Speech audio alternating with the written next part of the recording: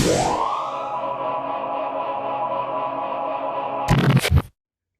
guys, this is Doug with DK's Garage. I'm actually out in the shop today trying to make some modified covers for Ponies in the Smokies, the event that's coming up. So I'm trying to hook you guys up with some of those.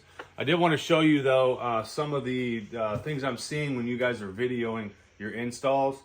To remove the plastic cover on the back of your trunk, you're going to need a pry tool like this. A lot of you guys are going up underneath and trying to pry it down. You're going to break stuff. If you read the instructions carefully, it actually says take your pry tool between the plastic cover and the lock mechanism. So you're going to insert it, come closer. You're going to insert it right here, just like that, and push it down. It's going to come out. So you're inserting it right underneath of the lock mechanism right there to pry this piece down. Okay, now one of the things that I want to also talk to you about was the install of some of these straps. You guys kind of have them upside down.